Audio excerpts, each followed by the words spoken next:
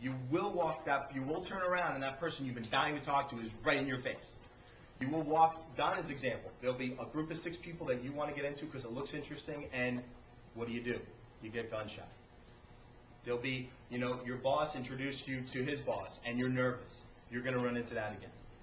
So practice reviewing your day, because one of the other things you may or may not know, when you're sleeping, your subconscious will actually work on the last thing that you thought about. That's what dreams are, okay? Your subconscious working while you're sleeping. And your mind, if you come up with problems or think about things or think about problem solving before you go to bed, your mind will work on that the entire time you're sleeping. And people have been known to come up with solutions to their problems while they're sleeping, okay?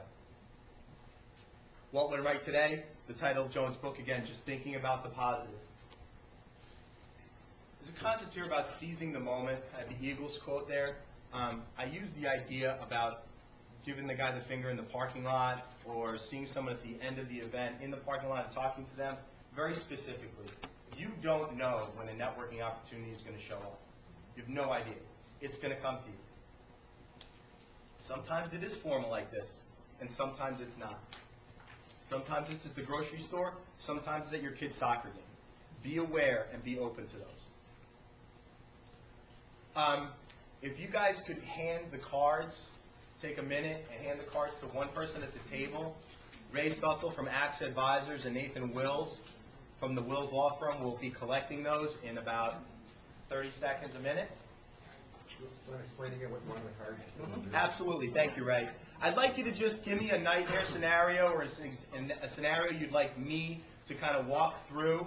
We're not going to do any role plays or anything like that. Make it anonymous, please, so you can ask whatever you'd like.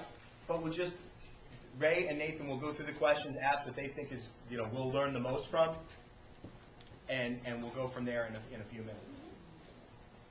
Thanks, guys. I want to talk about a couple other things while, how are we doing on time, Ange? Pretty good. Okay. While these guys are collecting the cards, I do want to go over a couple other things. Running into someone when you're out and about, something I alluded to earlier. Our society, well, has been for several years, is blended.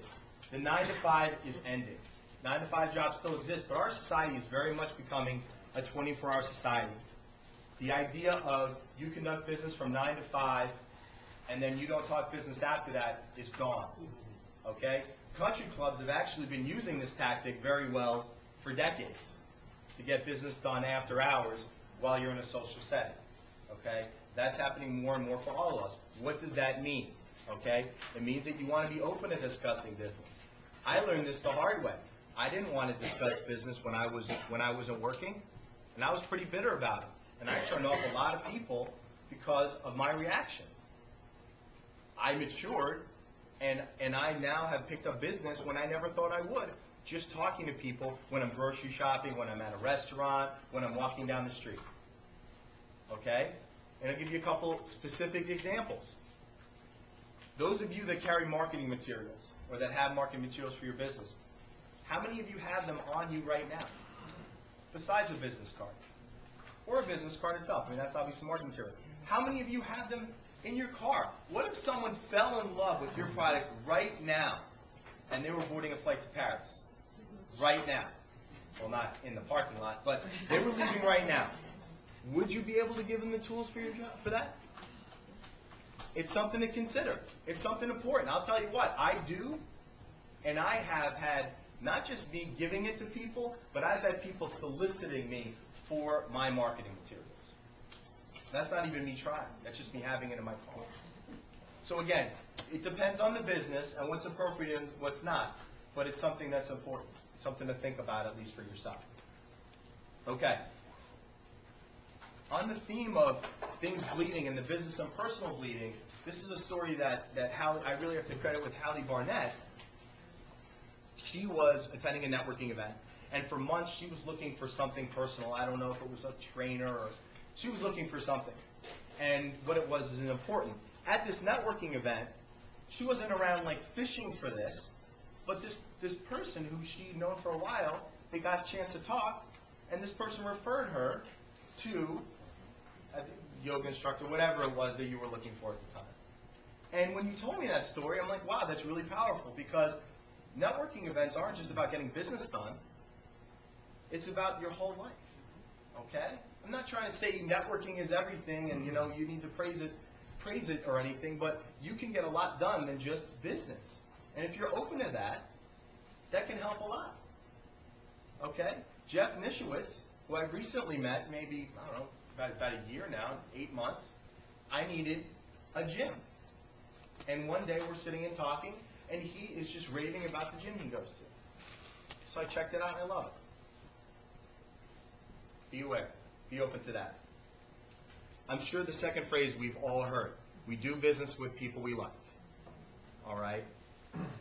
That is so important. I can't tell you how many times I've heard that back positively and negatively. Okay? I won't do business with them. I love their product, but they're a jerk. And I refuse to use them. Or vice versa. Those of you that are in a position to get that get solicitation calls, how often does that aggravate you? And that you refuse to do business with their entire company based on the way one person reacted to you. Okay? Kristen Kumar and I had a great conversation about this about a year and a half ago. I called her, and I said, is now a good time to talk? She's a financial advisor. I have no idea what is a good time or not a good time to talk to her. But I had the courtesy and the respect to say, hey, is now a good time for you? There's certain businesses you're going to know. I own a restaurant. Do you have any idea how aggravating it is when someone calls me on Friday night at 6 o'clock and tries to sell me insurance? It's just respect. It's just respect. So keep that in mind. Likability is huge when it comes to networking. All right? Indirect versus direct referrals. A direct referral is very simple. A direct business, direct referral, same thing. Maureen Sober, okay? Maureen and I did business several years ago. I know her. We did business, okay? But I'll tell you what. We don't haven't done business for a few years directly. But I'll tell you what. I have sent her contacts, and she has sent me contacts more than I could probably count both ways. Okay? Don't just turn away from someone because they can't buy your product. They can refer a lot of. I don't do business with a lot of people in this room. A lot of them don't come to my restaurant because they live out of the area or whatever. But I'll tell you what, a lot of people in this room refer business to me. A lot. Okay? So be aware of that. It's not just who you know, it's who you know and who they know. And the last one here, I think is tremendous. I mentioned cold calling earlier.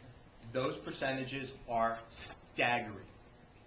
Okay, this speaks to bringing someone to a networking event. You do a cold call. How many of you have had to do cold calls here in your lifetime? Okay. God, we are that much closer to heaven. If you believe it. All right. They are. I don't care how positive you are. They're brutal. Okay. As a result, the success rate is 2 to 3%. Referrals even higher. That introduction number